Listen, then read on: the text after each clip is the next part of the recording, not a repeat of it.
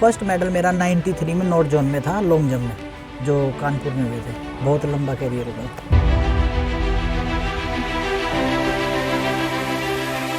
सिर्फ ये सोच लिया उस दिन हमें कि ओलंपिक्स जाना है। हम दोनों ये सोचते उस दिन कि मेडल लेके आना, गारंटी हम दोनों का मेडल था वहाँ।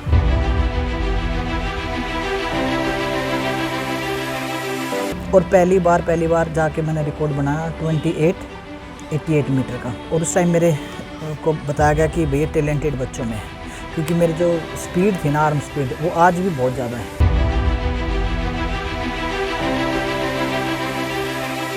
जितना जोर लड़कों पे लगाते हैं, अगर लड़कियों पे लगाए ना तो ज़्यादा अच्छा रहेगा।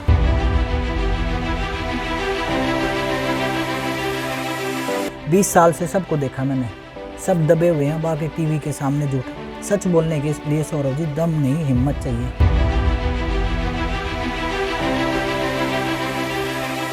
मतलब मैं नाम नहीं लेना चाहूँगी, कुछ अभी के दौर में भी लड़कियां दबी हुई हैं जो जिन्होंने बड़े मेडल जीते हैं, लेकिन वो बोलने नहीं मिले।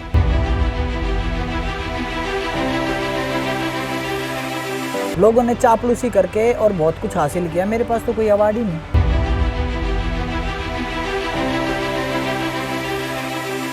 नमस्ते दोस्तों, मैं सौरभ दुग्गल आप सबका स्वागत करता हूं स्पोर्ट्स गांव में। आज हम आपको मिलवाएंगे ओलंपियन डिस्कस थ्रोअर सीमा अंटिल से। सीमा देश की एक मात्र ऐसी खिलाड़ी हैं जिन्होंने लगातार 4 कॉमनवेल्थ में मेडल जीता है। 2006, 10, 14, 18 एशियन गेम्स की गोल्ड मेडलिस्ट हैं और टोक्यो इनकी चौथी ओलंपिक्स है। 2004 एथेंस इनकी पहली ओलंपिक्स थी, लंदन ओलंपिक्स, रियो ओलंपिक्स और अब टोक्यो ओलंपिक्स। सीमा जी, आपका स्वागत है स्पोर्ट्स गांव में। धन्यवाद सौरभ भाई। सीमा, जब पहली बार आप इंटरनेशनल खेले थे 2000 में, जूनियर जी वर्ल्ड चैम्पियनशिप थी, और आज 2021 हो गई है, तो एक 21 साल का सफ़र जब स्पोर्ट्स स्टार्ट की थी तो लगा था कि इतना लंबा इंटरनेशनल कैरियर हो पाएगा? नहीं, बिल्कुल भी नहीं सोचा था मैंने कुछ ऐसा कुछ होगा। लेकिन जैसे मैं वर्ल्ड चैम्पियन बनी तो मेरे मन में हमेशा ही रहता था कि मैं इस डिस्कस को कहीं दूर फेंक सकती हूँ। जैसे मैंने उस वर्ल्ड चैम्पियनशिप को जीता, उसके बाद मेरे पास बहुत ऑफ़र आए यूनिवर्सिटीज़ के, और लोगों ने बताया कि तेरे अंदर कितना टैलेंट है। सीमा, आपकी स्पोर्ट्स में एंट्री कैसे हुई थी? किस तरह आपने सोचा कि आपने एथलेटिक्स करनी है या डिस्कस थ्रो करना है? नहीं, बिल्कुल मतलब कभी नहीं सोचा था कि इस लेवल तक मैं जाऊंगी। एक पहले हरियाणा में ना, अब तो बहुत चेंज हो गया, माँ बाप लेके जाते हैं लड़कियों को। सच में ये था कि भाई बाहर नहीं जाना। उस ग्राउंड को शुरू करने से पहले 20 लोगों की परमिशन थी। उसके बाद जब ग्राउंड में जाना शुरू किया तो इसलिए शुरू किया था इंग्लिश स्कूल में एडमिशन हो जाए, राइस स्पोर्ट्स स्कूल में हो जाए, और +2 तक फ्री में हो जाए, किसी हॉस्टल में जाके अच्छे से पढ़ें और कहीं बाहर जाके मैं अपना जो मेरी पढ़ाई है वो करूँ। स्पोर्ट्स की तरफ ही नहीं था, मेरे को स्पोर्ट्स करना, ऐसा कुछ नहीं था। तो कौन से ग्राउंड में आपने स्टार्ट की थी अपनी स्पोर्ट्स? मैंने सीआरए के कॉलेज में शुरू की थी, जो सीआरए का है सोनीपत में। और मैं अपने सोनीपत से यहाँ तक मैं रेस मारते हुए आ जाते थे। तो आपका गांव का क्या नाम है? ये मेरा खेवड़ा गांव है, और सोनीपत से यहाँ पता नहीं कितनी बार मैं दौड़ मारते हुए आई। तो कितना फ़र्क है, डिस्टेंस है यहाँ से? 14 से 16 किलोमीटर है। तो आप दौड़ते हुए चले जाते थे? हाँ, और जाते टाइम एक दूध की डोली लेके और वापस बस में बैठ के आ जाते थे जी। तो जब स्पोर्ट्स किया तो ये था कि भाई किसी इंग्लिश स्कूल में एडमिशन हो जाए? बिल्कुल तमन्ना थी मेरी। तो फिर वो हो पाई तमन्ना? इंग्लिश स्कूल में एडमिशन मिल गया था? हाँ, मेरे पास लेटर आया, आज भी मुझे याद। में छत पे थी तो वो जब मैंने साई की ट्रायल्स दी, उसमें मेरे को टैलेंटेड बच्चों में रख के और एक लेटर आया मेरे घर। और आप यकीन कीजिए, वो लेटर खोल के जैसे मैंने देखा तो मैंने पैकिंग शुरू कर दी। तो उसी टाइम मेरी बड़ी बहनें थी कि हॉस्टल में ये नहीं जाएगी। उसी टाइम वो कांटा लग गया, और उसी दिन से मैंने भी स्कूल का बस्ता ही फेंक दिया। मैंने कहा अब चलो गेम ही कर लो। मतलब कि उन्होंने कहा नहीं, हॉस्टल में बिगड़ते हैं, जब तक आप जाओगे नहीं आपको कैसे पता चलेगा। मतलब स्पोर्ट्स में तो मैं आई हूँ, पढ़ने का शौक़ था, आप लोग कुछ भी बोलें। जिस दिन उसके लिए मना हुआ, मेरा चंडीगढ़ के लिए एडमिशन हुआ था शिवालिक स्कूल में, उसके बाद तो वहाँ साई सेंटर था शिवालिक जी स्कूल में? बिल्कुल। ये कौन से साल की बात है सीमा? 94 की होंगी। 94 की? 93, 94, हाँ जी। तो उसके बाद फिर आपने अपना स्पोर्ट्स का करियर स्टार्ट कर लिया कि अब मेरे को गांव में ही रहना है, सोनीपत में रहना है। हाँ। तो मैं यहीं अपना ग्राउंड में और स्पोर्ट्स करूं? नहीं, मैं जैसे ग्राउंड में जाती थी ना, तो फिर मैंने लड़कियों के साथ ट्रेनिंग कभी नहीं की। जो मेरे ग्रुप के बच्चे साई सेंटर के थे उनके साथ में ट्रेनिंग करते थे। कभी हम 4 बजे चले जाते थे। 4 बजे सुबह? जी, पहले अमरूद वगैरह तोड़ते थे वहाँ अब वो लड़का तो एक पूरा हो गया बेचारा, अभी सुरेंद्र गुलिया था। उसके बाद हम वहाँ ट्रेनिंग करते थे, कभी जमुना जी पे सैंड में आ जाते थे, 2 रुपये लगते थे ऑटो में और यहाँ दौड़ मार के चले जाते तो थे। आपने शुरू डिस्कस थ्रो से ही किया था सीमा, या पहले कोई और इवेंट किया था? इतनी मज़ेदार चीज़ है मतलब डिस्कस की तो सौरव जी, जैसे मैं ग्राउंड में गई, वहाँ पे जोन की ट्रायल थी, तो मैंने कहा भाई ये प्लेट क्या है, तो मैं बोले कि तू भी फेंक ले। मैंने उठाई और उसी दिन मैंने 24 मीटर थ्रो फेंक दी। मेरा डिस्ट्रिक्ट में सिलेक्शन हो गया, उसके बाद स्टेट में मैं फर्स्ट आई, उसके बाद मेरा स्कूल नेशनल 95 में रोहतक में था, पहला स्कूल नेशनल था मेरा। हाई जंप में भी सिलेक्ट थी और डिस्कस में भी। एक पवन भाई साहब होते थे हमारे, स्टार्टिंग में उन्होंने कहा कि तुम फेंको इसे 95 में, और पहली बार जाके मैंने रिकॉर्ड बनाया 88 मीटर का। और उस टाइम मेरे को बताया गया कि भैया टैलेंटेड बच्चों में है, क्योंकि मेरी जो स्पीड थी ना, आर्म स्पीड, वो आज भी बहुत ज़्यादा है। तो फिर भी मेरा इतना ध्यान नहीं था कि मैं डिस्कस ही करूँ। High jump school national champion रही मैं, जूनियर में रही, हाई जंप लॉन्ग जंप में रही मैं, बेस्ट एथलीट बनी स्कूल नेशनल में, हार्डल्स करती थी मैं। तो स्कूल नेशनल में किस किस इवेंट में मेडल है आपका? मेरा 95 में मेरा फर्स्ट मेडल था रिकॉर्ड के साथ, फिर 90 किस इवेंट में? डिस्कस में, फिर 96 में शॉर्ट पुट में, हाई जंप में गोल्ड, डिस्कस में गोल्ड, स्कूल नेशनल में। हाँ जी। उसके बाद तो मेरा कभी पीछे मुड़ गया। फर्स्ट मेडल मेरा 93 में नॉर्थ जोन में था, लॉन्ग जंप में, जो कानपुर में हुए थे। बहुत लंबा कैरियर हो गया। तो 93 से आपका नेशनल करियर स्टार्ट हुआ जी। 2001, तो लगभग 28 साल का करियर, और अभी भी आप आगे पार्टिसिपेट कर रहे हैं और आगे भी करते रहें। तो इतना एक लंबा करियर, तो कैसे आप इसको देखती हैं?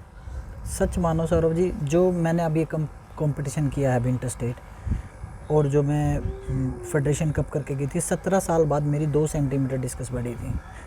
लोग कुछ भी बोले, मैं अपना रिकॉर्ड चेक करती रहती हूँ। उसके बाद जब मैं यहाँ वापस आई हूँ, कम से कम मेरे को यहाँ 65 मीटर थ्रो टच करनी थी, वो नहीं हो पाई मेरे बिल्कुल भी। तो 65 मीटर का टारगेट लेके आए थे पटियाला? टारगेट सिर्फ ये था, एक बार मैं एंट्री करूँ क्वालिफाई में, बस। टारगेट तो मेरा एक ही है, बस ओलंपिक्स का एक मेडल। तो ये इस बार क्वालिफाई आपने लास्ट में किया, तो कहीं ना कहीं इस चीज़ का प्रेशर आ रहा था कि भाई क्वालिफिकेशन डेट जून 29 है और अभी तक वो 63.5 मीटर का कंपटीशन में मार्क टच नहीं हो पा रहा, और कंपटीशन भी बड़े कम मिले इस बार? जी, मेरे को बिल्कुल भी टेंशन नहीं थी। जो लोग मेरे लिए रुके हुए थे, लास्ट इवेंट था मेरा, लास्ट दिन था, मतलब इतनी भीड़ थी वहाँ मेरे लिए, मतलब इतना कॉन्फिडेंस था, इतनी रिलैक्स होकर मैंने कंपटीशन किया। वो प्रेशर मैंने मतलब बहुत अच्छे से हैंडल किया। अगर मैं ऐसे ही हैंडल मैं इसको ओलंपिक्स में करूँगी तो आपको मैं यकीन दिलाती हूँ, मैं पोडियम पे मिलूँगी आपको। नहीं, अच्छा, हम भी उम्मीद करते हैं, पूरा देश उम्मीद करता है कि भाई आपका मेडल आए। सीमा, जब 2004 में पहली बार आप ओलंपिक्स में गए और आज ये आपका चौथा ओलंपिक्स है, तो आप अपनी तैयारी किस हिसाब से देखते हो? मेरी दोस्त है हरवंत कौर, वो सिल्वर मेडलिस्ट है, अभी एसपी है पंजाब में, हम कॉमनवेल्थ गेम्स की। कॉमनवेल्थ गेम्स में। और आप यकीन मानिए, हम दोनों ने जब ट्रेनिंग शुरू की तो हमें ये नहीं पता तो क्वालिफाई कितना, हमें बताया कि क्वालिफाई 63 मीटर है। मतलब कि पागलों की तरह लग गए हम दोनों। और जब हम यूक्रेन में गए ट्रेनिंग के लिए तो हमें पता चला 61 मीटर थ्रो है। और सिर्फ ये सोच लिया उस दिन हमें कि ओलंपिक्स जाना है। हम दोनों ये सोचते उस दिन कि मेडल लेके आना, गारंटी हम दोनों का मेडल था वहाँ एथेंस में। बिल्कुल। हरवंत तो, अगर हरवंत को देखो आप, तो जो अभी अगर आप निकालोगे लिस्ट तो वो फाइनलिस्ट है। 2 लड़कियां डोप में बाहर निकल चुकी, वो 11वें नंबर पे अभी। 2004 एथेंस ओलंपिक्स की अगर बात करें जाए तो, और बहुत बड़ी बात है, अगर हरवंत की वेट कैटेगरी होती उसमें ना, मतलब डिस्कस में, मैं कहती हूँ हरवंत हर बार चैंपियन होती। मतलब हरवंत का अलग है, स्टाइल अलग है, सब कुछ अलग है। आप जिस एरिया से बिलोंग करती हैं हरियाणा में, और 93 में, तो उस टाइम कोई समाज बहुत ज़्यादा सपोर्टिव नहीं था लड़कियों के लिए कि वो खेल सकें, स्पोर्ट्स कर सकें। तो आपको कभी इन चीज़ों की कोई मुश्किलों का सामना करना पड़ा? बिल्कुल, पता है, दबाया गया इन चीज़ों को कि भाई बोलो ना किसी के सामने, ये चीज़ें कहो ना। लेकिन अब उम्र के उस पे आ गए कि सच, मतलब मैंने हमेशा कोशिश की है मैं सच बोलूँ। जितना जोर लड़कों पे लगाते हैं, अगर लड़कियों पे लगाए ना, वो तो ज़्यादा अच्छा रहेगा। मतलब आप यहाँ जब तक हम घर में रहते हैं तब तक तो ठीक है कि भाई अगले घर जाना है, हमें तो पता ही नहीं चलता ये हमारा घर है या अगला हमारा घर है। हमारी तो पूरी उम्र इसी में गुजर जाती है। तो सीमा, अगर हरियाणा में जो लड़कियों को फ्रीडम जिस लेवल की है या जो मुश्किलें आती हैं, अगर हम उसकी बात करें तो आपको अपनी एक प्रैक्टिस के साथ एक समाज से भी कहीं ना कहीं लड़ना पड़ा।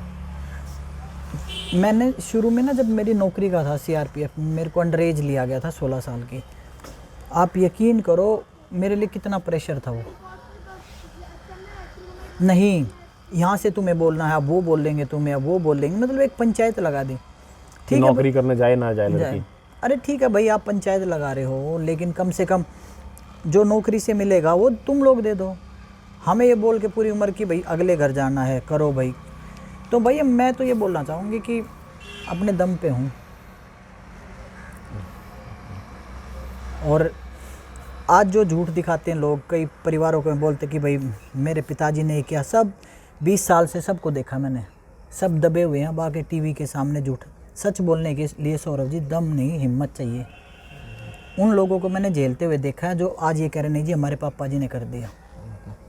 तो अब फिर भी जैसे आप ओलंपिक्स में गई, कॉमनवेल्थ में मेडल जीता, एशियन गेम्स की गोल्ड मेडलिस्ट हैं, तो अब जब लड़कियां इस तरह से अचीव कर रही हैं तो कहीं ना कहीं एक ब्रांड एम्बेसडर बन रही हैं, दूसरी लड़कियों को भी प्रेरित कर रही हैं कि वो स्पोर्ट्स करें। तो कुछ फ़र्क देख रही हैं आप 93 और आज 2021 में? देखो मैं आपको बता रही हूँ कि अभी भी जो चल रहा है ना, वो जो सब चीज़ें चली हुई हैं, मतलब मैं नाम नहीं लेना चाहूँगी, कुछ अभी के दौर में भी लड़कियां दबी हुई हैं जो जिन्होंने बड़े मेडल जीते हैं, लेकिन वो बोलेंगी नहीं, लेकिन सबको पता है।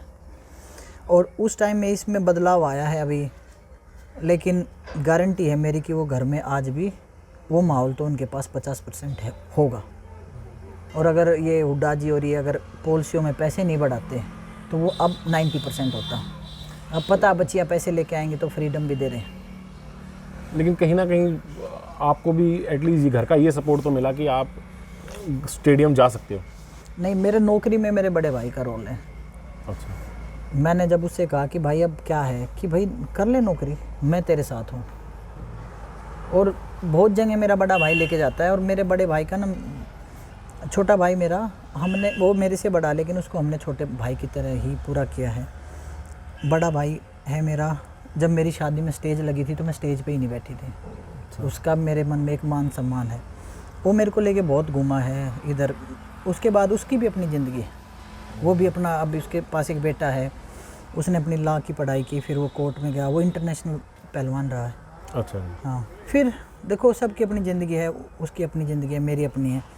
लेकिन अगर जो मेरे को थोड़ी बहुत ग्रोथ मिली ना, उसने मेरे को सपोर्ट किया। और सीमा, अगर 2004 ओलंपिक्स की बात करें या 2012 लंदन या रियो या टोक्यो, तो आप अपनी बेस्ट जो आपकी तैयारी है, आपकी फिटनेस है, वो किस ओलंपिक्स को देखते हो? मेरे को तो अब ऐसा लगता है कि अब जैसे मैंने स्पोर्ट्स शुरू किए, अच्छा, अब मैं ये रिकवरी टाइम तो मेरा थोड़ा बढ़ा, लेकिन अब यहाँ से जो मैं सेट हूँ ना, वो मैं कभी नहीं थी। और आपने पिछले कुछ टाइम से लगभग 2-3-4 साल से रशिया में रह के अपनी ज़्यादातर ट्रेनिंग करी, तो वहाँ पे भी आपको उस चीज़ का सपोर्ट मिल रहा है?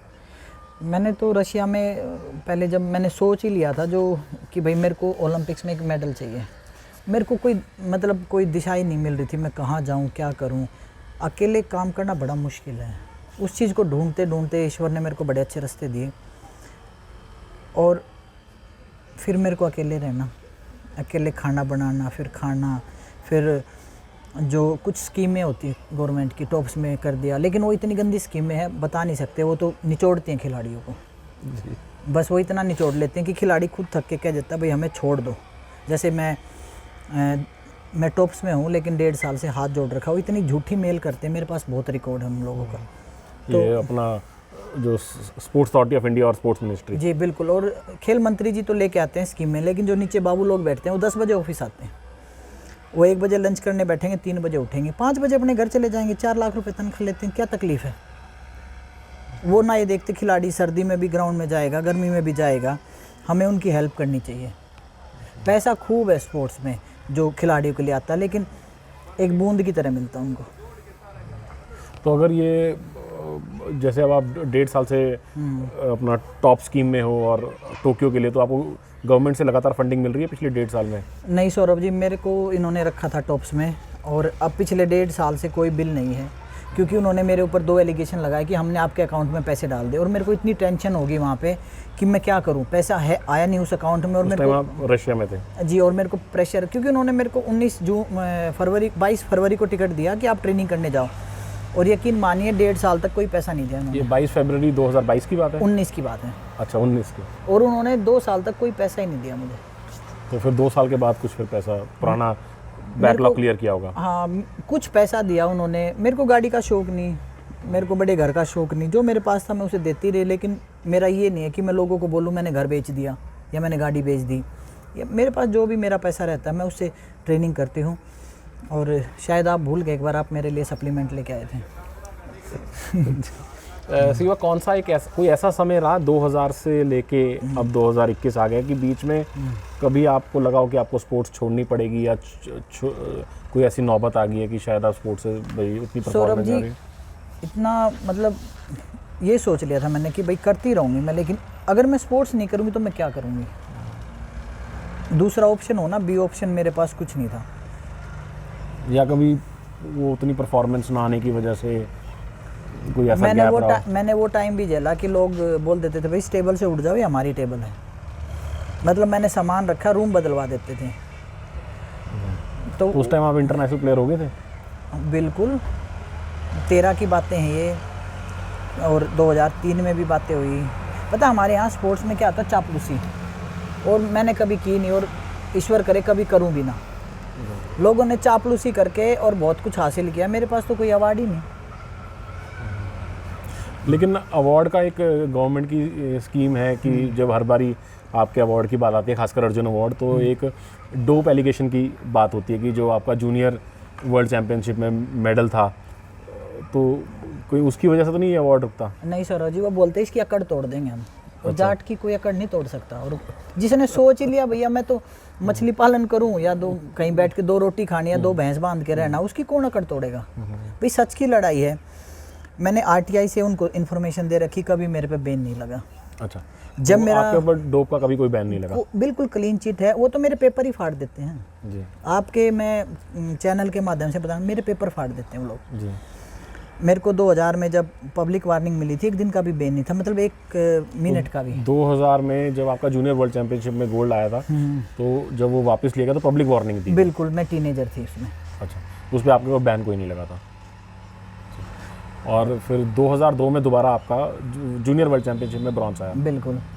और सीमा, जब आपका जूनियर वर्ल्ड चैंपियनशिप में ब्रॉन्ज आया तो उस इवेंट में उसैन बोल्ट ने भी पार्टिसिपेट किया था, और जो उसके बाद जो ओलंपिक मेडलिस्ट हुए वो भी आपके जूनियर ग्रुप, आपके बैच के ही हैं। बिल्कुल। तो एक इंडिया कहीं पे आपको सपोर्ट नहीं मिल पाया, या क्या डायरेक्शन नहीं थी, या उतनी एक्सपोजर नहीं मिल पाया कि जो इतना फ़र्क रह गया? क्योंकि वो भी उसी वर्ल्ड चैंपियनशिप में मेडलिस्ट हैं, आप भी उसी वर्ल्ड चैंपियनशिप के मेडलिस्ट हो। वो मेरी खुद की गलती थी। काश मैं अपना बैग उठा के जिस यूनिवर्सिटी में मेरे को ऑफ़र मिला था मैं वहाँ चली जाती। कहाँ की यूनिवर्सिटी थी? Germany, USA. अच्छा, अपना पढ़ाई के लिए पढ़ाई स्कॉलरशिप थी? बिल्कुल, क्योंकि मैं दोबारा से मैंने मेडल लिया। उन हर एक एथलीट का मेरे पास रिकॉर्ड है, और जिन्होंने मेरे साथ पार्टिसिपेट किया, मेडल लिया ओलंपिक्स का, और वो रिटायर हो चुके हैं अभी। मेरा बाकी है, मेरे को पता ही आएगा मेरा। तो आपके साथ जो इंडिया के जो इस टाइम खिलाड़ी हैं, पुरानी खिलाड़ी में से कौन सी ऐसी खिलाड़ी है जिसके साथ आपने पार्टिसिपेट किया हुआ है, सेम इंटरनेशनल चैंपियनशिप में या सेम नेशनल चैंपियनशिप में? देखो, हर कोई खिलाड़ी किसी ना किसी का फ़ैन होता है, या किसी को देख के खुश होता है, और जो सेम इवेंट वाले उसे देख के खुश होता है। तो सच में मैं हरवंत मेरी फेवरेट है जी। मतलब उसके पास भी कोई अवार्ड नहीं है, और उसमें बहुत छोटी हाइट है उसकी, लेकिन उसने डिस्कस को इतने अच्छे से थ्रो किया ना कि मतलब काश वो मेरी जितनी हाइट और आर्म लेंथ होती तो कहाँ फेंकती, मैं ही सोचती हूँ हमेशा। और मेरी तमन्ना है कभी कोई अवार्ड मिले तो हरवंत के साथ मिले, वो भी डिजर्व करती है, नहीं तो कोई ज़रूरत ही नहीं। हरवंत कौर जो पंजाब से संबंध रखती हैं, और पंजाब पुलिस में इस टाइम एसपी हैं। बिल्कुल, और मेरी तमन्ना है कि हम दोनों कहीं ना कहीं कोई छोटी मोटी एकेडमी खोलें, कुछ मतलब हम ना चलाएं उस एकेडमी को, लेकिन हम कुछ प्लेटफॉर्म दे दें बच्चों को। सीमा, अभी आप 38 ईयर्स की हैं, जुलाई में 38 साल की हो जाएंगी, तो इतने लंबे एज में स्पोर्ट्स करियर करना, वो भी टॉप लेवल पे, तो इंडिया में एथलेटिक्स में ये चीज़ पहले नहीं सोची जाती थी। बिल्कुल। तो आपको लगता है कि कहीं ना कहीं एज कोई हर्डल है या अब ऐसी कोई बात नहीं है? नहीं, मैं अब गेम कर रही हूँ तो मैं ये मान रहा हूँ कि मेरे एथलेटिक्स में बहुत फ़ायदा होगा। और बच्चों को जैसे फाइल फेंक देते थे, अरे 30 का हो गया अब ये क्या करेगा, तो मेरा जो अच्छा करूँगी तो लोग बोलेंगे सीमा ने भी किया है ना, तो शायद उनको फ़ायदा हो जाए कुछ। तो कहीं ना कहीं एक मतलब स्पोर्ट्समैन की या स्पोर्ट्स वुमेन की, मतलब खासकर स्पोर्ट्स पर्सन की बात करें तो एक जो स्पोर्ट्स में रहने की एज बढ़ रही है। बिल्कुल बिल्कुल। और साथ में मैं आपको बता रही हूँ, आपके चैनल के माध्यम से, हम लोग एथलेटिक्स में पीछे हैं, रनिंग में खासकर थ्रो में हमारा अच्छा है, और दिमाग से हम 200 साल पीछे हैं, गेम से हम 100 साल पीछे हैं।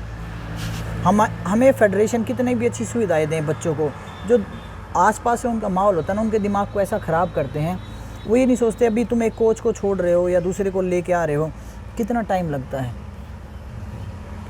अगर मेरे को वहाँ पे कोच छोड़ने थे तो मैं 17 में छोड़ देती, अरे 54 मीटर थ्रो लगा रही हूँ। अरे विश्वास तो रखो आप, विश्वास कोई रखता नहीं और चलने दो भाई।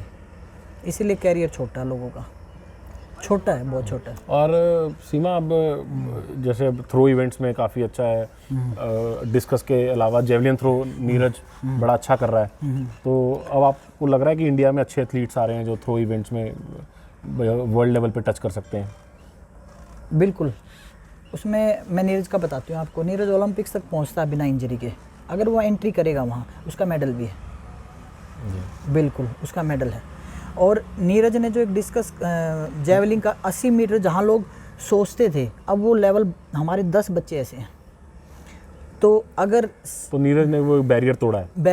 और अगर जो टीम उन लोगों के साथ लगी हुई है, अगर वो लगातार काम करती रहे और आसपास के लोग उस माहौल को ख़राब ना करें, तो अब 80 मीटर का जो लेवल बनना है वो अगले ओलंपिक्स में 85 मीटर का होगा, जेवलिन थ्रोर्स का। मतलब इंडिया में 10-15 खिलाड़ी होंगे जो 85 मीटर करते 100%। 5 तो कहीं भी नहीं गए, और 80 वाले तो 15 भी हो सकते हैं, 20 भी।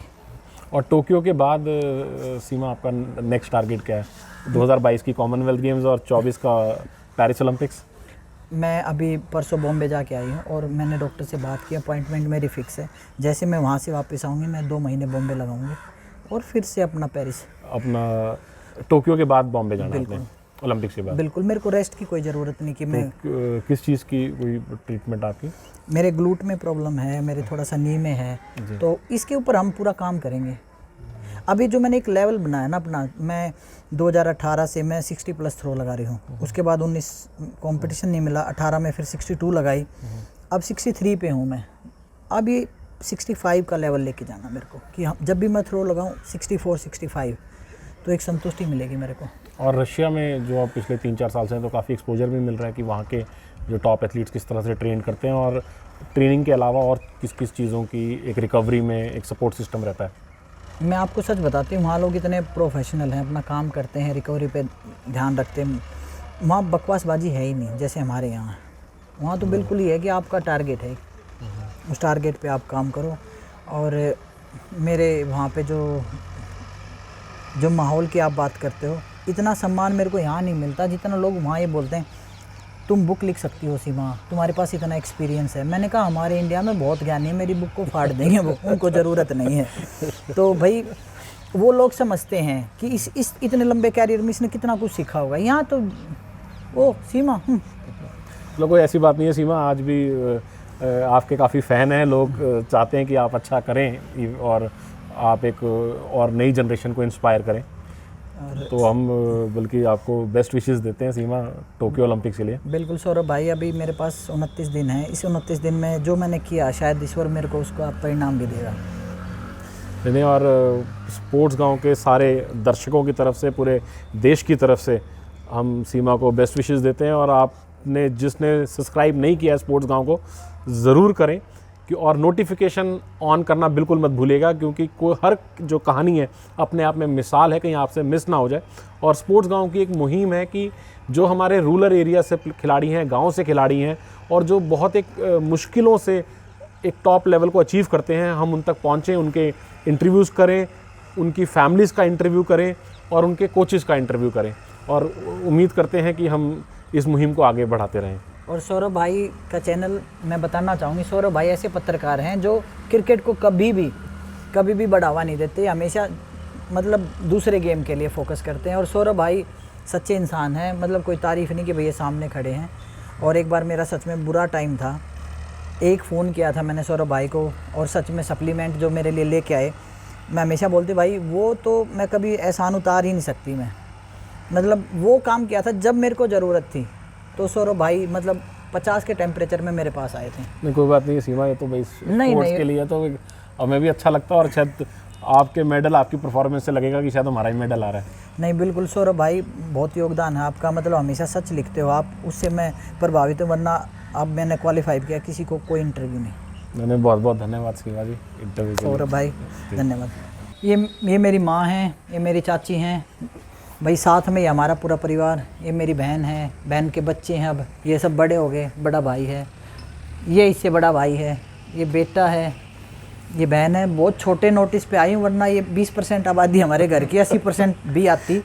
और अगली बार आपको मिलाएंगे अगस्त में ज़रूर। तो सीमा, आपने जैसे बताया कि आपके भाइयों का बहुत योगदान रहा कि जिस तरह से इस समाज में लड़कियों को उतनी फ्रीडम नहीं मिलती है, तो आपके भाइयों ने आपको बहुत सपोर्ट किया।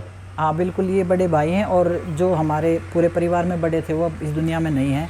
वो जब भी मेरा मेडल आता था वो पूरे गांव में लड्डू बांटते थे, विक्रम नाम था उनका। तो अगर वो रहते तो अलग ही बात है, लेकिन ये बड़े भाई हमेशा कुछ ना कुछ मेरे लिए किया है। मैं किसी और के लिए बोलूँ नहीं, मेरे को लेके जाते थे ट्रेन में, फिर अगले की सबकी अपनी ज़िंदगी है, भी अपनी ज़िंदगी में मस्त है, सब अपनी मस्त हैं। ये भाई मेरे को स्कूटर से CRP लेके जाता था, और हम दोनों भाई बहन सैलरी लेके आते थे। बजाज था भाई अपने पास, बजाज से। ये कौन से साल की बात है? ये 2002 की बात है। तो ठीक है सीमा, वो आपका बहुत बहुत धन्यवाद। धन्यवाद सौरभ भाई।